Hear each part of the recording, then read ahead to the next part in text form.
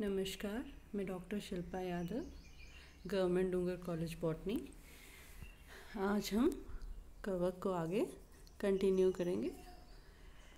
अभी तक हम जानते हैं कि जो कवक जाल या कवक तंतु है वो पटहीन या पटयुक्त हो सकता है। तो ये जो पट है वो क्या है?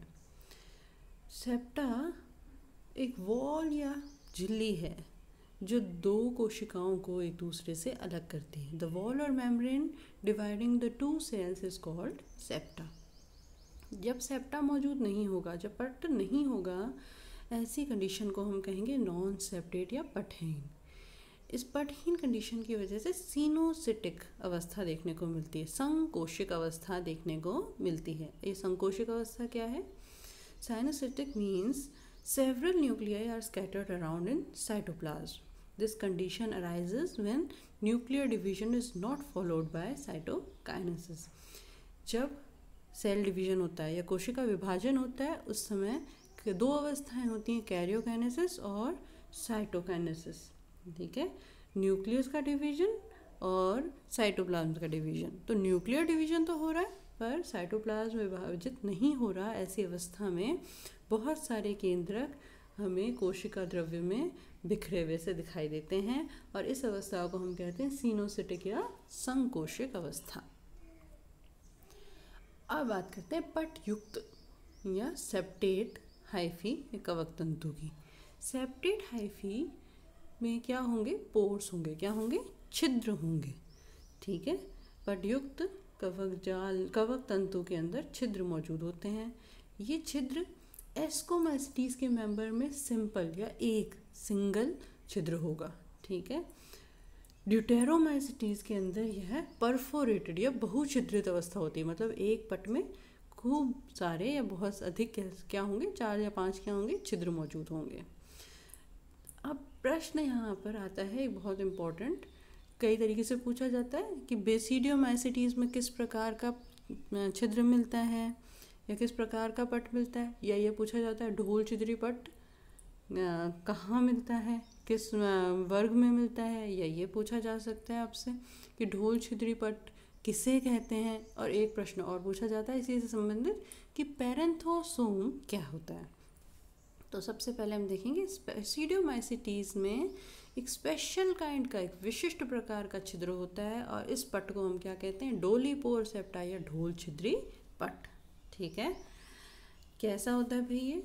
ये जो कवक की कोशिका की जो यूकैरियोटिक सेल की वॉल होती है, जो भित्ति होती है, यह भित्ति छिद्र के पास में फूल कर कैसी हो जाती है? ढोलनुमा आकृति ले लेती है।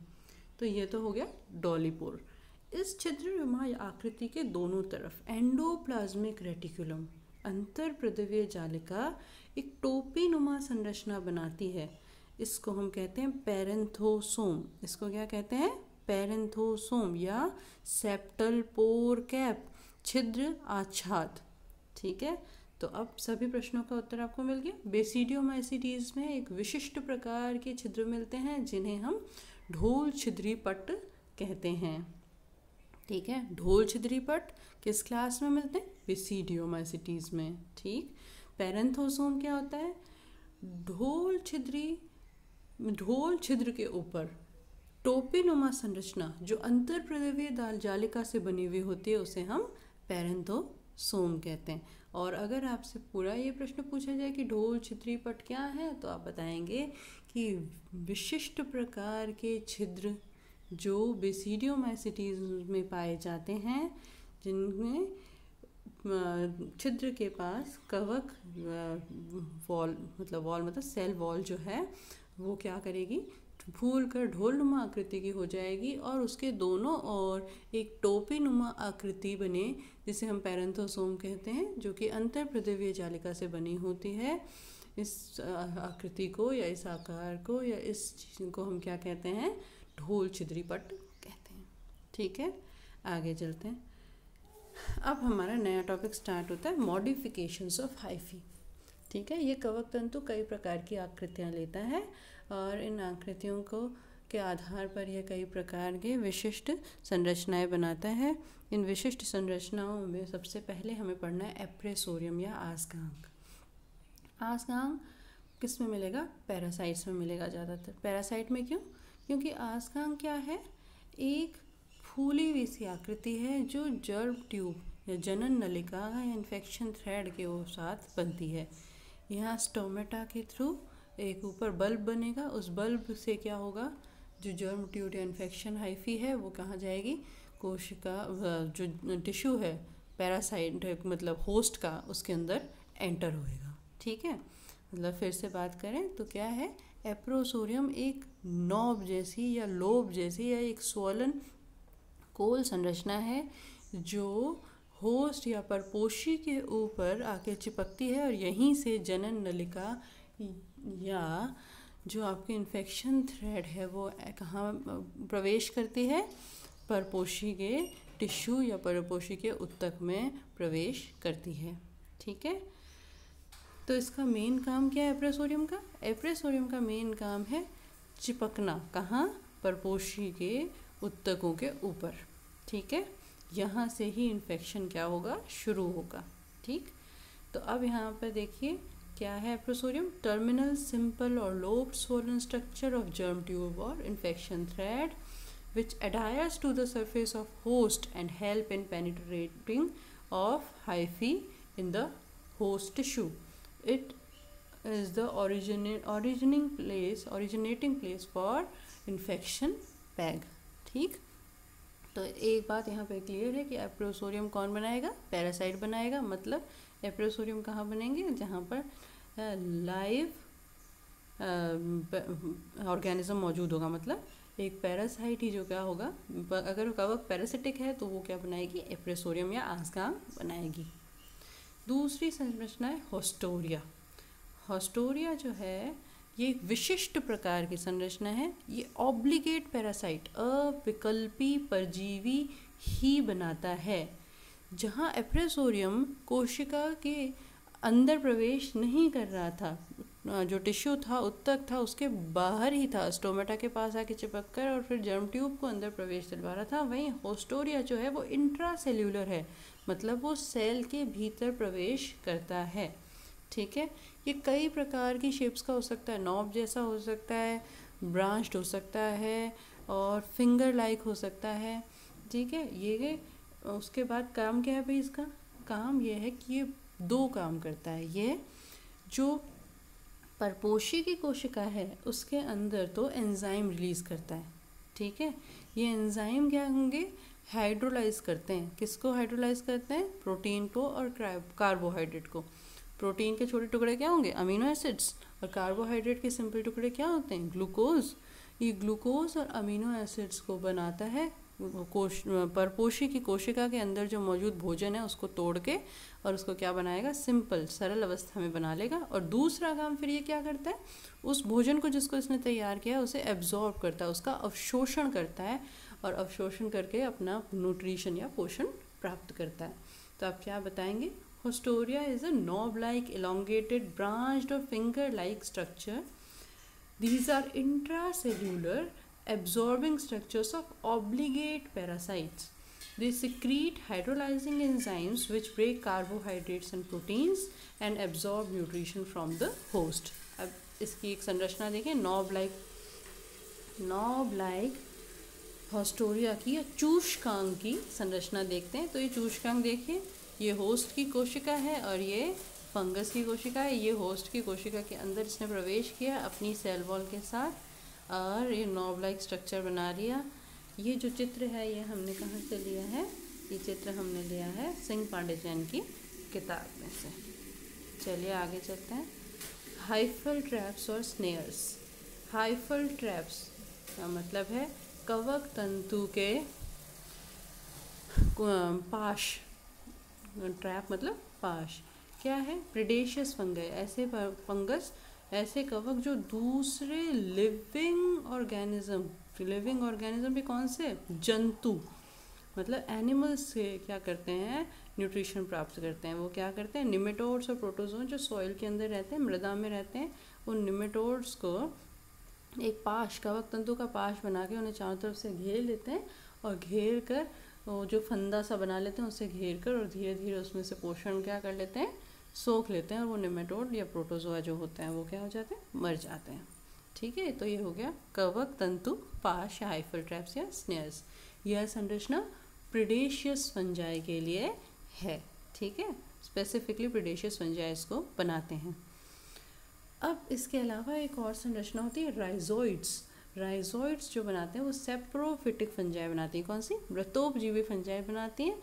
राइजोइड्स का टर्म जैसे रूट से लिया हुआ है, जो बारीक बारीक रेशे बनाएंगी ब्रांच्ड, और वो क्या करेंगी, सबस्ट्रेटम या सतह के चिपक जाएंगी। किसकी? डेड ऑर्गेनिक मैटर की, या मतलब जो मृत जीवी है उस मृत जीव के ऊपर चिपक जाएंगे और फिर उससे धीरे धीरे वो क्या कर लेंगे, पोषण प्राप्त कर लेंगे। तो राइजोइड्स या मूलाभास। आगे चलें तो प्रोजेनकाइमा। प्रोजेनकाइमा यह इसको कहते हैं दीर्घ उत्तक। क्या कहते हैं? दीर्घ उत्तक। दीर्घ उत्तक में क्या होता है, बहुत सारे हाइफी एक दूसरे के साथ पैरेलल या समांतर क्रम में लगे हुए रहते हैं, पर ये थोड़े से लूजली अरेंज्ड होते हैं।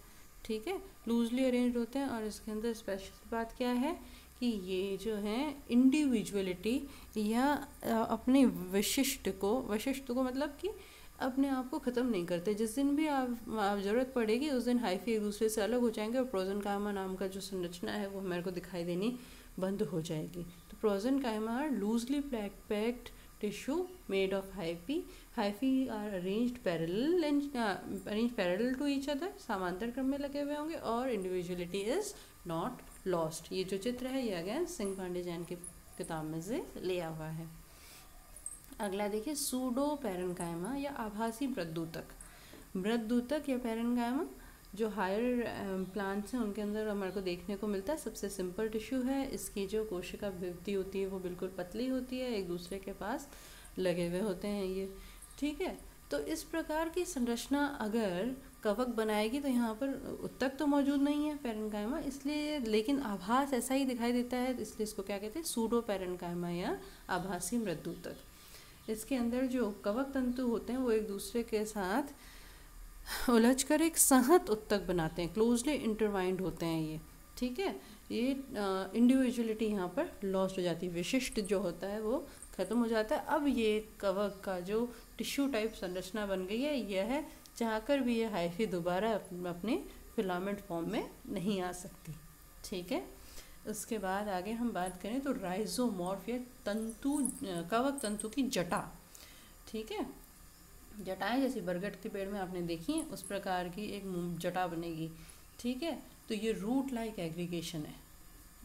ठीक है, और हाइफी इसमें भी एक दूसरे से क्या है, पैरेलल या समांतर क्रम में जमे हुए हैं। तो ये कवक तंतु समांतर क्रम में जमे हुए हैं। कहाँ पर है? प्रोजेनकाइमा भी हैं और यहाँ पर भी हैं। तो अंतर क्या है, वहाँ पर वो लूजली इंटरवाइंड होते हैं, लूजली अरेंज्ड होते हैं, और यहाँ पर ये कॉम्पैक्ट हैं, संहत हैं। ठीक है, कॉम्पैक्ट रूट लाइक स्ट्रक्चर बनाने की वजह से यहाँ पर भी इंडिविजुअलिटी का ह्रास हो जाता है, विशिष्ट जो है वो ख़त्म हो जाता है। ठीक है, अब इसकी विशेषता क्या है कि इसकी इन्फेक्शन कैपेसिटी बहुत ज़्यादा है। अब देखो ऑस्ट्रेरिया जो एप्रोसोरियम था वहाँ पे एक सिंगल फिलामेंट, सिंगल कवक तंतु एंटर हो रहा था, यहाँ पर एक मतलब मजबूत संरचना है। तो यह क्या होता है, बहुत कठोर सतह कर ऊपर भी प्रवेश कर लेते हैं। पेनिट्रेशन कैपेसिटी जो है वो इसकी क्या है, ज़्यादा है। संक्रमण क्षमता इसकी क्या है, ज़्यादा है। इसके अलावा ये पैरिनेशन का काम करते हैं। पैरिनेशन का मतलब चिरस्थायी अंग है। कैसे अंग है? चिरस्थायी। ये काफ़ी समय तक इसी प्रकार से पड़े रह सकते हैं और फिर उसके बाद जब इन्हें भोजन प्राप्त होगा तब ये वापस क्या करेंगे, नए कवक तंतु का विकसित कर पाएंगे। ठीक है, तो ये है हमारी तंतु जटा। ठीक, माइसीलियल कॉर्ड भी कहते हैं इसको। इसके बाद संरचना है स्क्लेरोशिया। स्क्लेरोशिया जो है वो आप देखिए क्या होगा कि खूब सारे हाइफी जो हैं वो गोल हो जाएंगे, कॉम्पैक्ट होकर ग्लोबो स्ट्रक्चर बना लेंगे। यहाँ पर भी इंडिविजुअलिटी ख़त्म हो जाती है। यह ज़्यादातर बाहर से डार्क भूरे रंग का होता है। ठीक है, डार्क ब्राउन कलर का होता है और अंदर वाली जो कोशिकाएं होती हैं वो कलरलेस या नॉर्मल जैसी हाइफी होती है वैसी दिखाई देती हैं। अब बाहर से कठोर और अंदर से नॉर्मल अवस्था। अब ये अवस्था हमारे को कहाँ देखने को मिलती है? स्पोर्स में। किस में देखने को मिलती है? बीजाणु में। तो यह एक तरीके की वेजिटेटिव संरचना है। कैसी संरचना है? वेजिटेटिव है, पर इसके अंदर क्या है हमारे को, स्पोर जैसा आभास है ना, क्योंकि बाहर की तरफ तो हो गया कठोर और डार्क ब्राउन कलर का, अंदर की तरफ है हेलाइन स्ट्रक्चर। ठीक है, यहाँ पर इंडिविजुअलिटी की लॉस्ट होती है, ये बात हम कर चुके हैं। यह फंगस की रेस्टिंग स्टेज है, ठीक है, विश्राम अवस्था है। इसके अंदर जो कोशिकाएं हैं वो भोज्य पदार्थ को, फूड मटेरियल को एक्यूमुलेट कर लेती हैं, और उसके बाद जब भी अवस्थाएं अनुकूल होंगी तब यह एक बीजाणु की तरह एक्ट करते हुए और ये क्या करेंगी, वेजिटेटिव रिप्रोडक्शन में मदद करेंगी। ठीक है, कायिक जनन के अंदर मदद करती हैं। इसके बाद हम बात करते हैं कि कवक की कोशिका कैसी है। देखिए, सबसे पहले बात कर चुके कवक कैसा है, यूकैरियोटिक, तो इसकी कोशिका भी कैसी होगी, यूकैरियोटिक होगी। यूकैरियोटिक कोशिका के क्या लक्षण होते हैं, मेन लक्षण होता है उसका केंद्रक। जो यहाँ पर केंद्रक होता है वो कैसा होता है, केंद्रक जो है वो पूर्णतया विकसित होता है। विकसित केंद्रक मतलब उसके बाहर की तरफ एक केंद्रक झिल्ली होगी, ऐसी डबल मेम्ब्रेन की, उस झिल्ली के अंदर पोर मौजूद होंगे, न्यूक्लियर पोर, केंद्रक छिद्र मौजूद होंगे।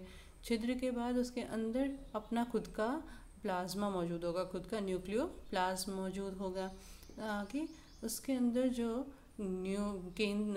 क्रोमेटिन मटेरियल है वो न्यूक्लियोलस और क्रोमेटिन नेटवर्क के अंदर विभाजित होता है। ठीक है, तो बहुविकसित केंद्रक होना यूकैरियोटिक कोशिका का प्रथम लक्षण है। इसके अलावा उसके अंदर क्या होगा, उसके अलावा सेल ऑर्गेनेलीज, कोशिकांग जो होंगे वो सारे के सारे मौजूद होंगे। मतलब अपनी खुद की झिल्ली वाले जो कोशिकांग होते हैं, डबल मेम्ब्रेन, जैसे कि एंडोप्लाज्मिक रेटिकुलम, अंदर प्रदेवीय जालिका जो दो प्रकार की होती है, रफ और स्मूथ। रफ जिसके ऊपर राइबोसोम मौजूद होते हैं, स्मूथ जिसके ऊपर राइबोसोम मौजूद नहीं होते। स्मूथ जो लिपिड जनरेट करती है, रफ जो प्रोटीन सिंथेसिस में मदद करती है। गोल्जिकाए, ठीक है, गोल्जिकाए केंद्र के ऊपर मिलने वाली संरचना है, आप जानते हैं। ये क्या करती है, कॉनकेव शेप में होती है और वेसिकल्स बनाती है। ठीक है, माइटोकॉन्ड्रिया, माइटोकॉन्ड्रिया आप जानते हो क्या होता है, पावर हाउस ऑफ सेल होता है। इसके अंदर क्या होता है, ये क्या बनाती है, एटीपी जनरेट करती है। ठीक है, इसके अंदर राइबोसोम जो होता है वो 80S होता है, आप जानते हो। प्रोकैरियोट्स में 70S होता है। लाइजोसोम मौजूद होते हैं, लोमासोम्स मौजूद होते हैं। इस प्रकार की जितनी भी सेल ऑर्गेनेलीज हैं सारी की सारी इसमें मौजूद होंगी, सिवाय किसके, क्लोरोप्लास्ट के, क्योंकि कवक कैसा है, ए क्लोरोफिलस है, हरित लवक रहित है। ठीक है, इसके बाद हम मेन बात पे आते हैं, इसकी कोशिका भित्ति। ठीक है, ये जो कोशिका है इसके अंदर कोशिका भित्ति मौजूद होती है, आप जानते हो। प्लांट जो होते हैं उसके अंदर कोशिका भित्ति होती है, एनिमल्स में जो है सेल वॉल मौजूद नहीं होती। ठीक है, तो नॉर्मल प्लांट्स जो होते हैं उसकी कोशिका भित्ति किसकी बनी होती है, सेल्यूलोज। सेल्यूलोज किसका बहुलक है, किसका इसका मोनोमर क्या है भाई, सेल्यूलोज का मोनोमर होता है ग्लूकोज, डी ग्लूकोज। लेकिन कवक की जो कोशिका भित्ति है वो काइटिन की बनी होती है। ये काइटिन वही काइटिन है जो इंसेक्ट्स के ऊपर मिलता है, जो इंसेक्ट्स को कठोर बनाता है। ये जो काइटिन है ये किसका मोनोमर है, या किसका बहुलक किसका है, इसका मोनोमर है एन एसिटाइल डी ग्लूकाजमीन। ठीक है, chitin is a polymer of N acetyl D glucosamine. ठीक है, अब बात करते हैं कि क्या सभी कवक में, नहीं, ऊमाइसिटीज के जो मेंबर्स हैं वो उसमें सेल्यूलोज और ग्लाइकेन की बनी हुई होती है कोशिका भित्ति। बाकी सभी कवक में किसकी बनी होती है, काइटिन। चलो, अब काइटिन जो है ये कठोर है, इंसेक्ट्स के ऊपर मिलता है, उस तरीके की संरचना है। तो ये क्या है, ऐसा हार्ड स्ट्रक्चर हमारे को क्यों चाहिए, क्योंकि इससे इसको शेप मिलती है। कोशिका भित्ति का मेन कार्य है शेप, और दूसरा ये पेनिट्रेशन में हेल्प करता है। ठीक है, काइटिन इस तरीके का स्ट्रक्चर है जो किसमें हेल्प करता है, पेनिट्रेशन के अंदर हेल्प करता है। और इसे पेनिट्रेट तो करना पड़ता है क्योंकि ये क्या है, हीट्रोट्रोफिक। तो इस चाहे मृतोपजीवी हो और चाहे परजीवी हो, इसकी कोशिकाओं को क्या करना पड़ेगा, एंटर होकर और फिर भोजन का अवशोषण करना पड़ेगा। ठीक है, अब इसके बाद हम पढ़ेंगे पोषण। कवक में पोषण, न्यूट्रिशन इन फंगस। न्यूट्रिशन कैसे मिलता है, ये बात हम 3 बार अभी तक रिपीट कर चुके हैं। ये हीट्रोट्रोपिक है तो पोषण किससे मिलेगा, मृत या सजीव दूसरे किसी जीव से पोषण प्राप्त करेगा। तो पैरासाइट क्या होता है? एक ऐसा ऑर्गेनिज्म, एक ऐसा सजीव जो दूसरे सजीव से अपना पोषण प्राप्त करे, ठीक है। An organism which receives nutrition from another living organism is parasite. अब हम किसी और से उसका भोजन छीनेंगे तो उसको क्या करेंगे? नुकसान पहुंचाएंगे, उसको नुकसान होगा, इसलिए हम उसे क्या कहते हैं? पैरासाइट। और जिसके ऊपर ये फीड कर रहा है उसे हम कहते हैं होस्ट या परपोषी, ठीक है। अब ज़्यादातर जो पैथोजेनिक मतलब रोगजनक फंगस हैं वो कैसी हैं? पैरासिटिक है नेचर में, ठीक है। अब इसमें दो प्रकार की बात आती है, ऑब्लिगेट पैरासाइट और फैकल्टेटिव सेप्रोफाइट। तो इससे ध्यान से समझिए। ऑब्लिगेट मतलब अविकल्पी परजीवी, मतलब उसके पास कोई विकल्प नहीं है, उसे पोषण प्राप्त करना है तो उसको जीवित स्पेसिफिक एक विशिष्ट परपोषी की आवश्यकता होगी। वो हमेशा एक विशिष्ट परपोषी से ही पोषण प्राप्त कर सकता है। अगर वो परपोषी मौजूद नहीं है तो ऐसी अवस्था में उसका जीवन भी संभव नहीं है, ठीक है। फैकल्टेटिव पैरासाइट जैसे कि एल्ब्यूगो, ठीक है, कौन? बक्सीनिया, अस्टिलागो, ये सब क्या हैं? फैकल्टेटिव अविकल्पी परजीवी या ऑब्लिगेट परजीवी हैं। अब दूसरी बात आती है फैकल्टेटिव सेप्रोफाइट। देखिए यहाँ पर कभी पैरासाइट जो है उसको फैकल्टेटिव सेप्रोफाइट क्यों कह रहे हैं, ध्यान से सुनिए। अविकल्पी तो मतलब ऑब्लिगेट, और विकल्पी, ठीक है। अब विकल्प के तौर पर क्या होगा? वो सेप्रोफाइट या मृतोपजीवी होगा, इसलिए फैकल्टेटिव सेप्रोफाइट। मतलब क्या अर्थ हुआ इसका? कि बेसिकली तो वो कैसा है? परजीवी है, पैरासाइट है, पर अगर आवश्यकता पड़ी तो उस अवस्था में वो एक मृतोपजीवी के तौर पर भी भोजन प्राप्त कर सकता है। तो इसलिए इसे क्या कहेंगे? फैकल्टेटिव सेप्रोफाइट या विकल्पी मृतोपजीवी, ठीक है। And parasite which can avail nutrition from dead organic matter if necessary, या if तो ऐसी अवस्था में उसको क्या कहेंगे? फैकल्टेटिव सेप्रोफाइट कहेंगे। जैसे कि इस तरीके के जो फैकल्टेटिव सेप्रोफाइट हैं वो बेसिकली कैसे होंगे? पैरासाइट होंगे। दूसरा ऑप्शन है सेप्रोफाइट या मृतोपजीवी। जब डेड ऑर्गेनिक मैटर या अजीवित कार्बनिक पदार्थों से पोषण मिलता है तब उसे कहते हैं, पोषण लेने वाले जीवों को कहते हैं सेप्रोफाइट्स, ठीक है। ये भी दो प्रकार के हैं, ऑब्लिगेट सेप्रोफाइट और फैकल्टेटिव पैरासाइट। ऑब्लिगेट सेप्रोफाइट अविकल्पी मृतोपजीवी, किसी भी अवस्था में डेड ऑर्गेनिक मैटर से या मृत कार्बनिक पदार्थ से ही भोजन प्राप्त करेगा, ठीक है। और दूसरा ऑप्शन है विकल्पी परजीवी, मतलब वह बेसिकली तो कैसा है? मृतोपजीवी है। वैसे तो वो क्या है? सेप्रोफाइट है, परंतु ज़रूरत पड़ने पर वो एक परजीवी के तौर पे भी भोजन प्राप्त कर लेता है, जैसे कि फ्यूजेरियम, पाइथियम इत्यादि, ठीक। इसके अलावा तीसरा प्रकार भोजन प्राप्त करने का है सिम्बायोटिक एसोसिएशन या सहजीवी। सहजीविता क्या है भाई? जब दो जीवित प्राणी या पौधे एक दूसरे के साथ जिएं, एक दूसरे के लिए परस्पर कैसे हों? लाभकारी हों, तब उसे हम सहजीविता या सिम्बायोसिस कहते हैं। कवक दो तरीके से, लाइकेन और मतलब शाक या श्वाक, और माइकोराइजा यानी कवक मूल, इन दो तरीके से सहजीविता रहती है। लाइकेन किसका सहजीवी है? एल्गी और फंगस का, ठीक है। क्लोरोफाइसी के मेंबर्स के, ज़्यादातर क्लोरोफाइसी के मेंबर्स के साथ बेसिडियोमाइसिटीज़ और एस्कोमाइसिटीज़ के मेंबर्स सहजीविता के अंदर रहते हैं। सिंपल बात है, एल्गी भोजन बनाती है, कवक उन्हें रहने का स्थान, उसके पास कवक तंतु है, रहने का स्थान प्रोवाइड करती है और पानी का अवशोषण करके उसे प्रोवाइड करती है, ठीक है। माइकोराइजा कवक मूल, देखो 90% पौधों के अंदर कवक मूल मौजूद होता है। कवक मूल क्या है? फंगस, जो हायर प्लांट्स की रूट है, जिम्नोस्पर्म और क्या नाम है, एंजियोस्पर्म की जो रूट्स होती हैं उसके साथ एसोसिएशन बनाती है कवक, और यह कवक क्या करती है?